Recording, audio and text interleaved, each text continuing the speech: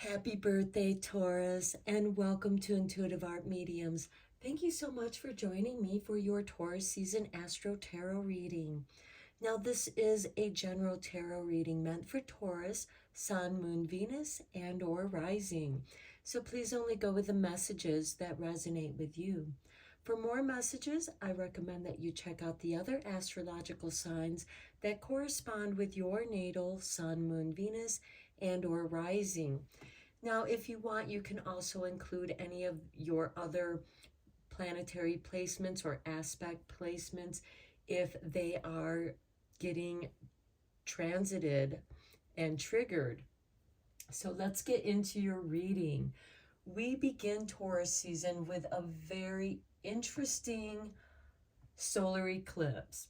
So we begin on Thursday, April 20th, when the sun enters Taurus at 4:14 a.m. Eastern Standard Time. Now we do have the new moon in Aries conjuncting the Aries sun at 12:13 a.m. Eastern Standard Time. And then the moon is going to transition into Taurus at 12:30 a.m. Eastern Standard Time. So be sure to adjust to your location on the planet, and that'll be about 15 minutes after the conjunction with the Aries sun and moon. And then about 4 hours later is when the sun will come into Taurus. And the solar eclipse is going to occur during that time. Now, it'll be the people in the southern hemisphere of our planet. I believe that in Australia, those are the ones that get to witness this rare solar eclipse. And what makes it rare is that the moon's shadow does not completely cover the sun. There will be a ring of fire around that shadow. So let's get into your reading, Taurus. Taurus is a fixed earth sign. It rules the second house of finances and how we make our money. Taurus likes things to be stable. And it is ruled by the planet Venus. So let's get you an Earth Oracle card. This is an Earth Magic Oracle, I'm sorry. And we have ancestors and generations. Now, this is very interesting, and I'll cover that in a little bit as I get to the rest of the astrology there. Okay, we have on April 22nd, Saturday, Earth Day. The day before that, however, on Friday, April 21st, we have Mercury retrograde. And it's going to remain in retrograde until Sunday, May 14th, when Mercury will station direct. So let's get you a card for that. And we have number 25, Book of Shadows. I will be reading the message of that card from this book so that you have a deeper understanding of your card. Okay, it is the Book of Shadows. This is a time to deepen your knowledge through study, including but not limited to reading. Seek out teachers who will encourage you to think for yourself. Put your study into practice through meaningful rites and spell work. Now, part of your challenge can be go back to the basics of your spiritual practice. Keep it very simple until you are feeling in touch with your essential sacred self. So the key words here is knowledge, lore, and learning. So there might be some information in like myths and folklore that you are drawn to. The affirmation here is, I walk the path of wisdom. And the challenge you have is, how do you challenge authority?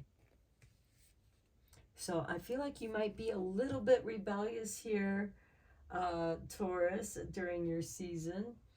Now, on May 1st, we have Beltane, which occurs on Monday. And this is when Pluto is going to go retrograde in Aquarius. It's going to start tracking back the ground that it's already covered. It's kind of like turning the earth as you would in your garden.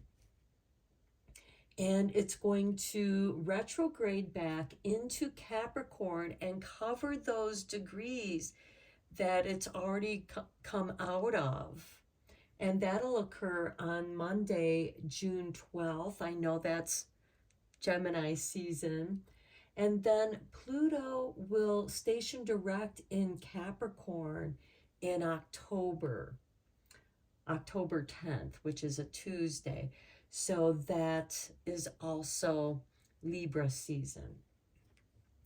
But for this Beltane, your card is number 35 with Sacred Waters. Drunken by the swell of the sea, I can feel the blanket of her embrace. Unafraid of the presence, releasing the cords, I call her in. I call her deeply within.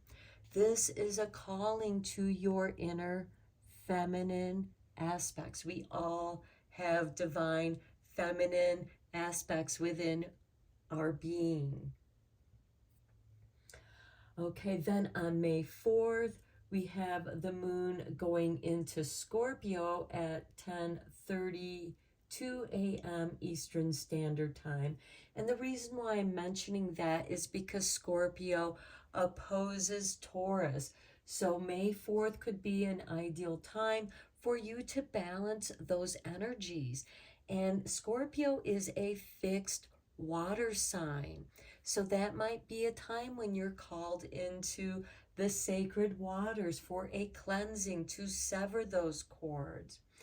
And getting to the ancestors, Beltane, May 1st, is a time much like Halloween or Samhain when the veils are the thinnest between the worlds and spirit can be communicating with you through your dreams, through your meditations and sacred rituals that you're going to be doing on your own or going to a retreat, because the Book of Shadows does have you seeking out teachers. Now let's get into your sacred wealth codes. I'm going to be drawing cards from this deck for those of you who are interested in the decks that I'm using. On May 5th, we have that Scorpio moon opposing the sun in Taurus. This is going to bring about that full moon lunar eclipse. And that opposition will occur at 1:34 p.m. Eastern Standard Time, which also happens to be Cinco de Mayo. And after this eclipse, this can be a positive opportunity to sort out those deep feelings and begin to clear out those traumas and severing these cords that have been holding you back. Those karmic cords can be severed, and this will be great during the whole time of the waning moon phase, which will occur just after the full moon. And that will be with the full moon lunar eclipse, of course. And then on Tuesday, May 16th, we have Jupiter entering your sign, Taurus. Jupiter expands everything. This is a great time to expand the way that you make your money, expanding your business. And again, this could come through studies. This could come through inspiration from your ancestors. And next we have on Wednesday, May 17th, Jupiter is going to conjunct that Taurus moon. So it'll be the waning gibbous moon. that you're going to experience that conjunction. Well, we're all going to experience, but it's going to be more impactful for you, Taurus. And then on May 20th, we have Mars moving into Leo. That's a Saturday. And Leo is a fire fixed sign. So I'm mentioning the fixed signs because that can create a T-square with those fixed signs, Scorpio, Taurus, and Leo. And that's going to oppose Pluto retrograde in Aquarius, which is the fixed sign in air. So yes, there can be that T-square. This is a challenge for you.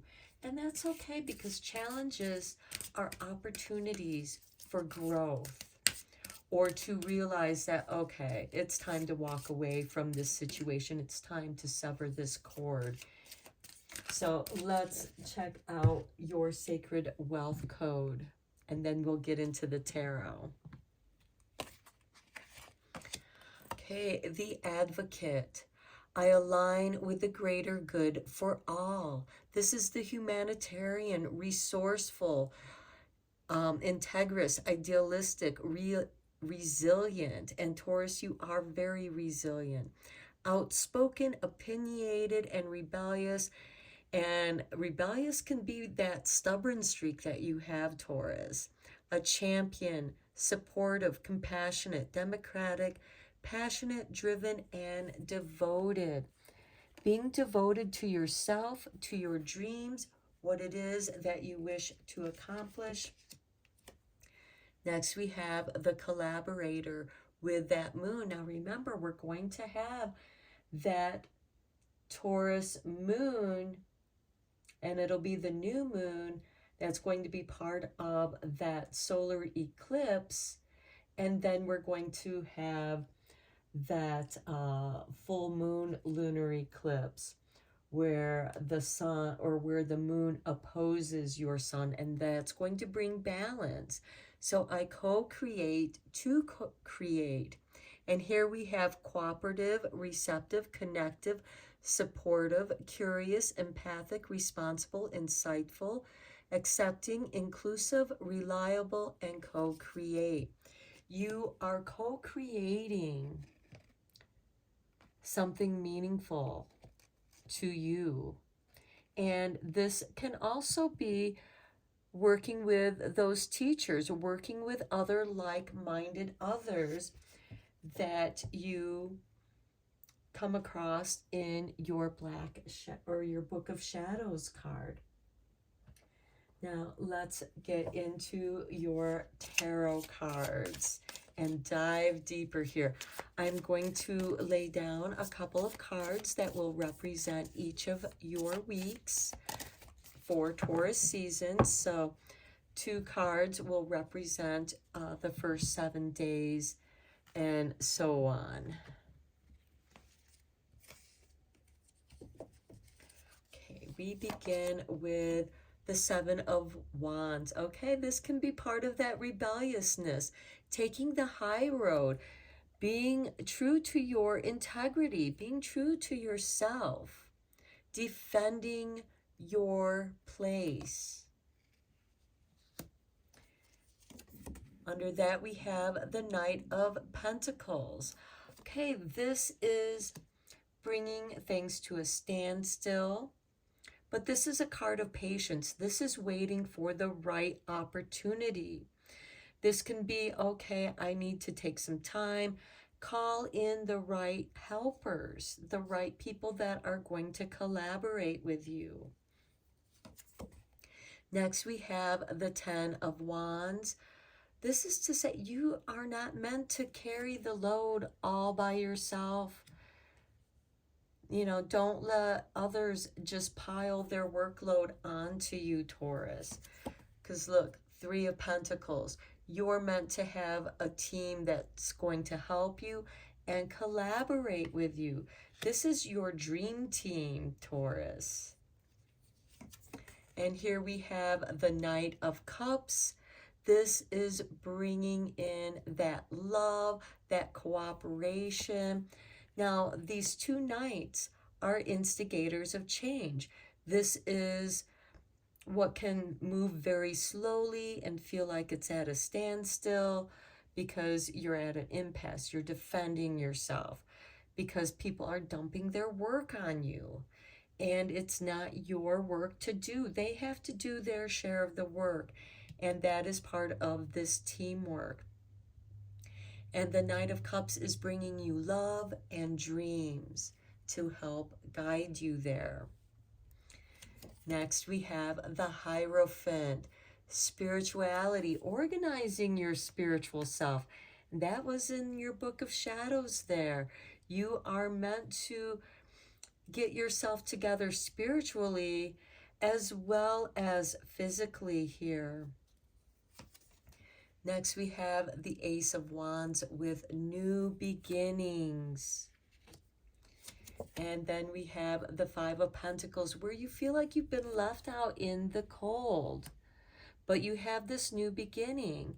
And I feel like that with you feeling like you've been left out in the cold, you've been abandoned to carry other people's workload. And that's not your job, Taurus. This is where you're going to feel a little rebellious here, where it's like, no, this is not mine. If you're going to be part of my team, you got to help. You got to do your part. Now, this isn't to say that they might come to you for advice on how is it that you want this done so that they do it properly. That's a different matter. They still want to help. They just want to make sure that they're doing it the way that you want it accomplished. Because I feel like that you're in a leadership role here. And if not, you may have some very good ideas to bring to the table, Taurus. And for some of you, by the end of Taurus season, which is Sunday, May 21st, you may have this brainstorm where all these ideas are just flowing into you and you're greatly inspired. And they could be coming from your ancestors. It could be because you've released these old cords that no longer serve you. And then at the bottom of the deck, we have the Knight of Wands, another instigator of change, being at the right place at the right time. Synchronicity is going to be on your side, Taurus. Now, let's get you a couple cards from the Whispering Woods. Okay, Spirit wants you to have this resilient card because you are resilient, Taurus. Stay as strong as evergreen trees. This means standing your ground and staying, if you must, to get the job done, to get your part done. Okay, next we have the idle hours. Take some time out to lie on the emerald green grass.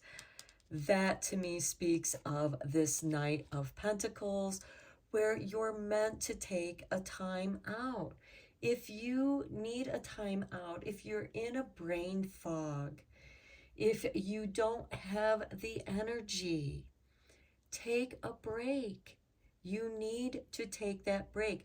Don't push yourself too hard. These idle hours are the perfect time to get in touch with your spiritual self, with your higher self, and knowing that you are connected with your ancestors. Next, we have hope. Okay, hope is there during our darkest times. You may experience a dark night of the soul here. An idea like a single acorn can start a wondrous forest. That's that Ace of Wands right here. That is your hope, starting something new and wondrous. Next, we have grounded. Well, Taurus, you are one of the most grounded signs there is because you are a fixed earth sign. So keep to your roots and stand taller than the trees. I feel like that speaks very strongly to this Seven of Wands, staying grounded in your integrity. You know, don't let others make you feel like you're less than what you have. Don't feel abandoned. Don't abandon yourself, most importantly. Now let's get you a couple cards from the Divine Doors. Here is the artwork to your first card, and we have Anthony's Call. In thanks of my spirit, safe and sound, all things that are lost so can be found. You're going to rediscover who you are. It might be through the sacred waters, releasing those energies that no longer serve you or your spirit, your higher self. Things that have been keeping you back, holding you back. Here's your artwork for your next Divine Door. And we have Forgive and Forget, a ritual cleansing of pain and lies. Arise and awaken, see a new sunrise. This is like the Phoenix rising. It's like that Ace of Wands, where you are going to rise up with new ideas. And these new ideas might come to you during these idle hours, where you're taking some time out to lie on the emerald grass, which is going to help ground you. And I feel like because we have this opposition, I feel like that's going to happen for you during the full moon lunar eclipse, when the sun in Scorpio, which is a fixed water sign, is going to oppose the Taurus sun. So something beautiful is coming your way, Taurus. You are making room for new things to come to you by releasing these energies, severing those cords, re-establishing a ritual that you do for yourself that connects you with your higher self, connects you with your ancestors, which I think are going to come through to you during Beltane, May 1st, when Pluto goes retrograde in Aquarius. So these are your messages, Taurus. I'm going to leave it here. I hope that you found your reading helpful and inspiring. Thank you so much for joining me, liking and subscribing to my channel. I appreciate each and every one of you. Until next time, take care, my friends.